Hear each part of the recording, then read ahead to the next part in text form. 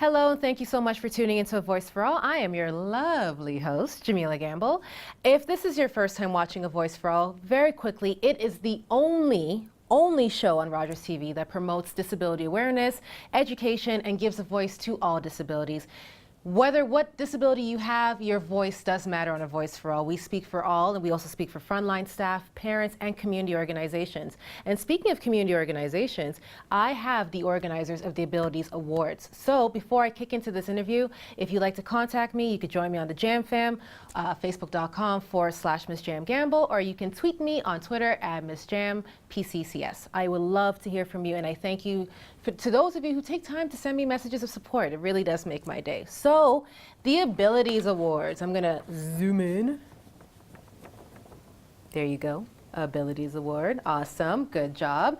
And the Abilities Awards are taking place on the International Day of Persons with Disabilities. So welcome, Diana and Carol Ann. It is such a pleasure and truly an honor to have you guys on because it's not easy organizing this abilities show. So Diana, tell me how you even got involved with organizing it. I'll have to go back to a year ago, which was the first inaugural event.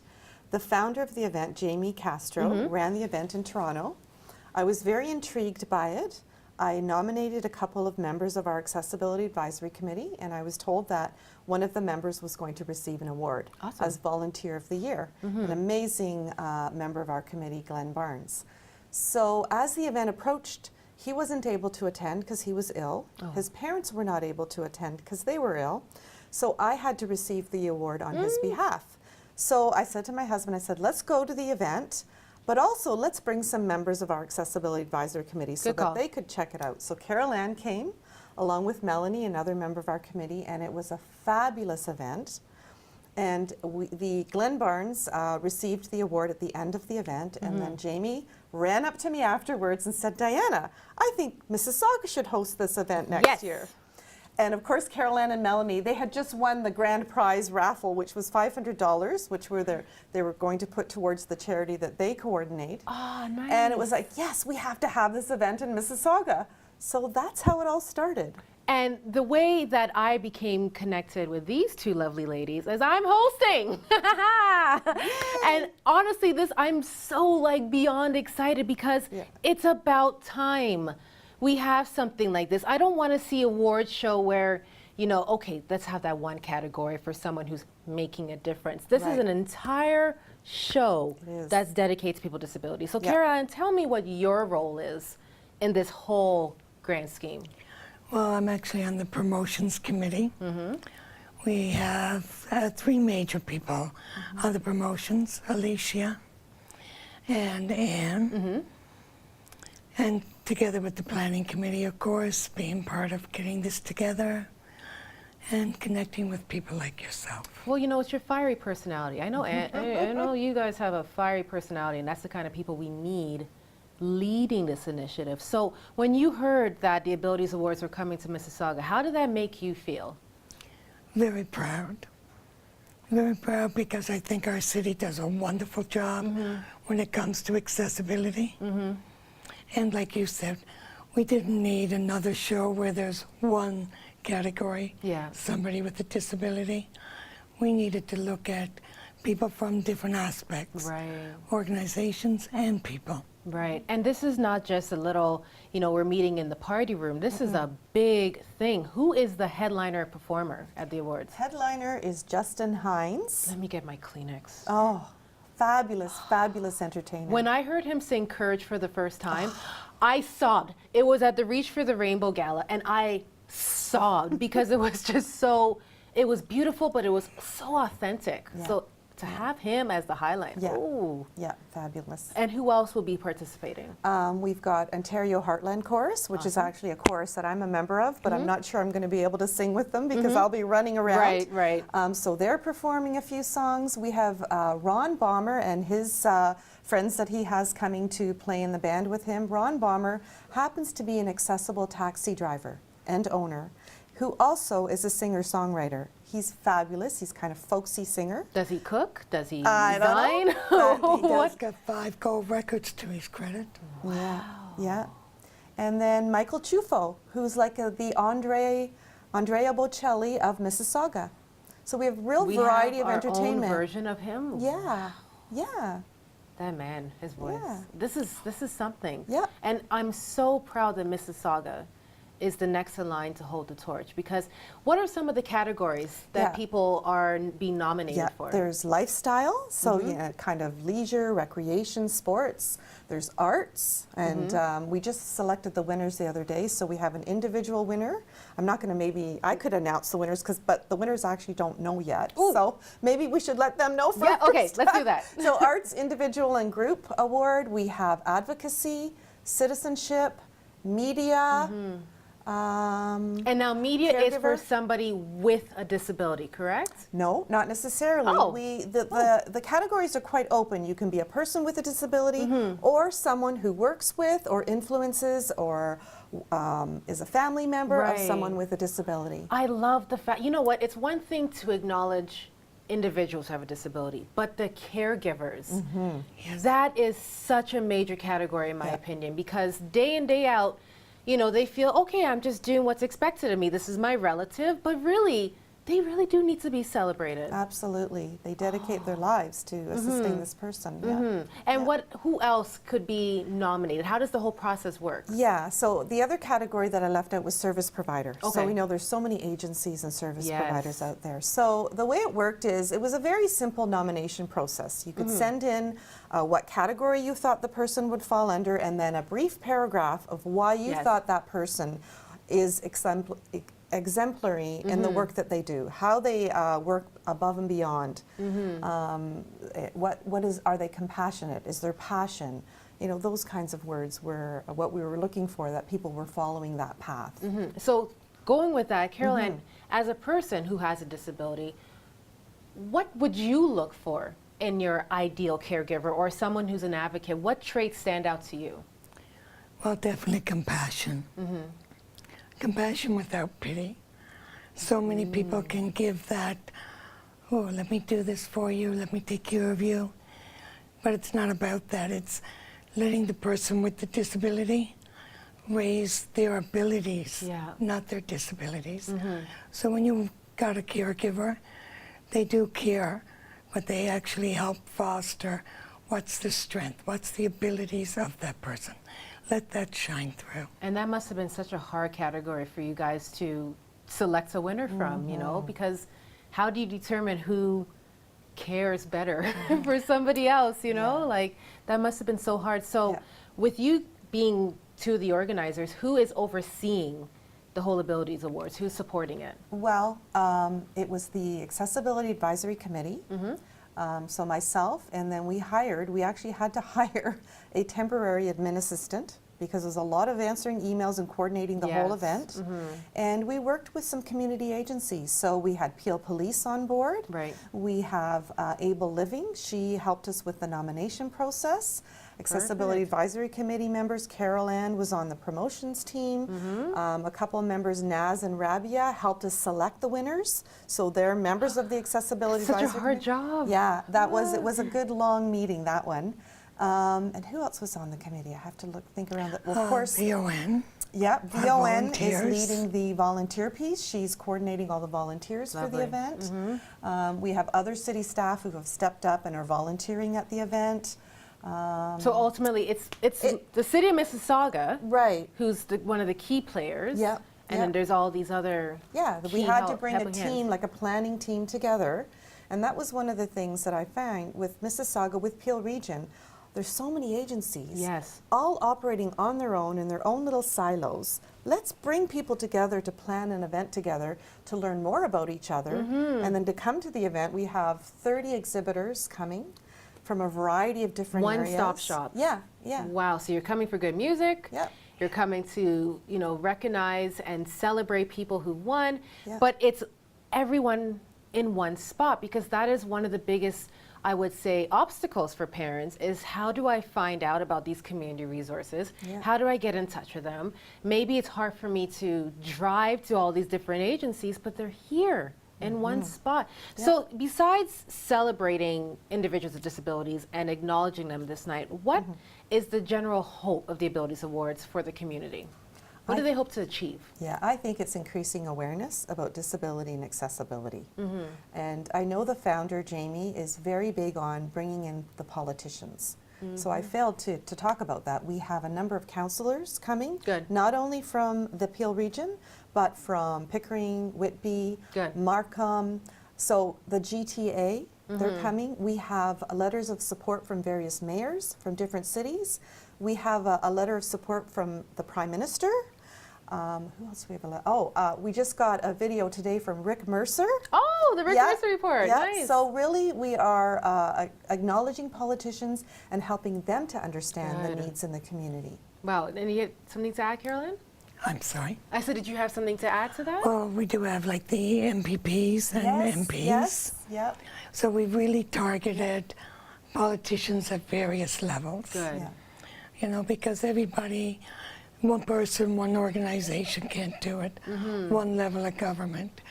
But when you do it and you make it inclusionary, then you're reaching out to all sorts of people. And this is the one time lots of cooks in the kitchen actually works. Yeah. You know, Yeah. because we do need everybody. And you've done such a fantastic job organizing this awards show. I can't wait to see the end result. They are staying on for segment 2 because we have lots of information for you for the Accessibility Committee over at the City of Mississauga. If you are free to go to the Abilities Awards on the International Day of Persons with Disabilities, you go out. And if you miss it, please stay connected with them because this is not the only year you're going to see the award. It's going to be coming year after year. So stay tuned after the break. There's more on A Voice for All. You could contact the Abilities Awards at 416-439-4809, extension 3, and you can email them at abilities.awards2014@mississauga.ca or abilities@hotmail.ca.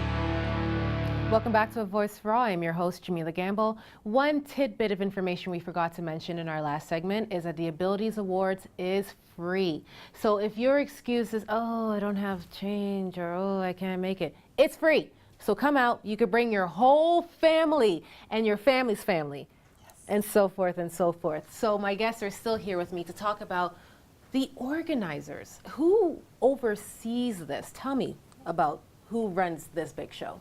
Okay. Well, the Mississauga Accessibility Advisory Committee, yeah, they're the ones that certainly got involved in assisting with this event, and were the ones that said, hey, Diana, let's do this event Good. this year. So, yeah. And how much time did you have to organize this, by the way? Well, you know what? I was thinking back. I've been thinking about it since the end of the last one, so about a year. Okay. But like I think anything this big, the push doesn't come until towards the end. Right. Right? So, so yeah, it's been busy the last, I think, 5 months. So, Carolyn, how did you become a part of the committee? I joined almost 10 years ago. Wow. I was actually dealing with issues back then, wasn't working. You know, the greatest thing about volunteering, it gives you a purpose, a sense. Checking in the Mississauga News, I see, okay, they are calling for people to come out to join committees at the city. Saw the accessibility one, thought, why not go in and give my perspective on what my disabilities are affecting me. Maybe I can help somebody else. And how has the changes been over the past 10 years? The issues that you brought to their attention when you first joined the committee, have you seen improvements over the years? We've seen wonderful improvements. We have different subcommittees. I think one of our biggest one is our FADS, Facility Accessibility Design Subcommittee. There's a We- committee for that. Wow. We actually look at site plans and floor plans of projects that the city is doing. Members of the AC, we recommend how to make it accessible. We look at Bravo. inclusion from sight, physical, from the built environment. We try to take into the aspects, what about people with cognitive disabilities? Right. How do you plan that in there? And talking about accessibility, I believe, is it the end of June that all businesses need to meet the AOTA training? That they all have to meet the accessibility requirements? Is it the end of June or the end of December? I'm not Well, sure. it could be the end of December. I know that the province is the one that Yes. where the AODA comes from. And I know they've been trying to get the private sector on board with doing customer service training around understanding how to serve customers with different disabilities. I love that. Yeah. I Yeah. absolutely love that. And going back to accessibilities, what's some of the hurdles you've come across in terms of businesses not being accessible? Maybe there's a business owner who's tuning in and he might go, oh, I should change that. Well, one of my own personal ones is with my hearing. I'm deaf on the left. My voice is very low. Now they've got music so loud, my communication gets reduced to taking out pen and paper. Maybe not being able to enjoy the conversation that everybody else is enjoying. Very good point. Went down to TIFF with some friends. One of our friends, Minu, she's in a wheelchair. After the movie, we go out for a little celebration. We're told the accessible entrance is at the side, at the back. We get out there. Well, there's just only one step, Oh, just one. and that's the accessible entrance. It's amazing how people don't realize what you consider accessible, what you consider one or only. Yes. Maybe it does greatly impact somebody. And then as a business, maybe those people don't come back. And guess what? It's not just them. It's their friends, their family, their colleagues. Yeah, the word spreads. So business is money. You're losing money. So Diana, if Carol Ann had this complaint, how does the committee deal with a complaint of that nature? It's hard for us to deal with complaints in the private sector because there's not a lot we can do as a city. Right. Unfortunately, the legislation isn't yet strong enough to enforce a business to become fully accessible from a built environment perspective. Okay. It's more if the, let's say this restaurant was undergoing renovations, then they would have to meet the new requirements in the Ontario Building Code. But right now, the legislation does not mandate that private sector organizations have to go back and fix things. It's on a go-forward basis. Okay. Although human rights comes into it as well. Right. So there's always that aspect of things that if someone makes a complaint, I don't think that restaurant is going to want to have a headline in the paper. True. Didn't listen to customers' needs, whatever. True. Right? So that comes into play as well. So since you guys don't deal with the private sector, what other things do you do on a community level? Well, trying to think on a community level, maybe. Well, we do go out to, we say like the Port Credit Inspiration or the Lakeview Inspiration. Public meetings. Public meetings on the LRT or the BRT. Yes. Yeah. So we do try to voice our opinion where possible. The enabling garden over at Riverwood. So you guys are basically like the voice for all too. Right. Well, and education too is a big part of Correct. it, right? So we do an event, we do a smaller event every year that we really mainly, again, we're not as focused on the community. It's more about city services, but Okay. in turn, I mean, the community, our arenas, pools, all the community centers, we ensure that they're accessible. Good. We ensure that programs are inclusive, working with staff to understand how to work with people with good. disabilities. So that's how we kind of spill out into the community.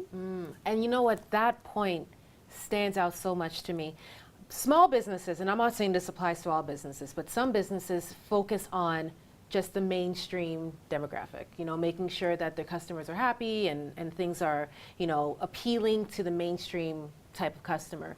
Do you realize how much business you can be losing just because you're not focusing on people with disabilities? So when you have a club happening in your store and the bass is going and lights might as well start going too, someone who has a hearing impairment, someone who has epilepsy, they're not going to come into the store because, yes, they have a disability, but did you know they also have money and they could also purchase things? And their family, who might be assisting them, are also not going to buy anything. So tell me why people do not even focus on the fact that people with disabilities are valued customers. I don't think they factor in the percentage. People think disability, they just think sighted or wheelchair. Yes. They don't think about the aging population. Maybe there's Alzheimer's to consider, hearing loss. You don't necessarily have to be blind. There's a variety of vision loss. There's levels. Yes. Like you said, epilepsy. People with cognitive disabilities. You know, anything from ADHD. There are so many people, when you factor that in, now all of a sudden you're probably talking 30, 40% of the population. Easily. But they just think two sectors. No, they're going to wake up now, thanks to Voice for All. Yeah. Well, and if I can just add, when we make things accessible, we make it better for everyone, Yes. not just people with disabilities. Oh, so they've got to yes. understand that. One of the examples is our buses. We've got the automated next stop announcements. I love that. Right? So that's also for the person who's maybe fallen asleep. It's a rainy day and you can't see out, so you Right. can't see where you are, but you hear Right. the announcement or see the digital announcement. Someone reading a book. So it's not only for the person with a vision disability, everybody benefits. Everybody benefits Curb from that. ramps, we all benefit. Right. The mother with the stroller. Elevators, ramps, we all benefit from That's that. very true. That's Yeah. very true. And you know Yeah. what? That's something that people don't realize enough. So I'm glad you brought that up. If someone wanted to, very quickly, if someone wanted to join the committee, how do they go about that? Is there like a whole Yeah. process? Do you screen them? What Yes, goes on? Yes, I'm so glad you asked that. Actually, on Wednesday, November 26th, this Wednesday, there is going to be an open house. Okay. So we're going to talk about what the committee's all about. People can review the terms of reference. Okay. They can speak to myself as the accessibility coordinator or members of the Accessibility Advisory Committee. So they can come and learn about it. There's an application process. Good. Later, there's an interview process. The counselors, we have 2 counselors who sit on the committee. So there is a very basic interview process. So it's really like applying for a job. Right. That's the kind of process. And then a selection committee, and then we get started on, the next meeting. Good.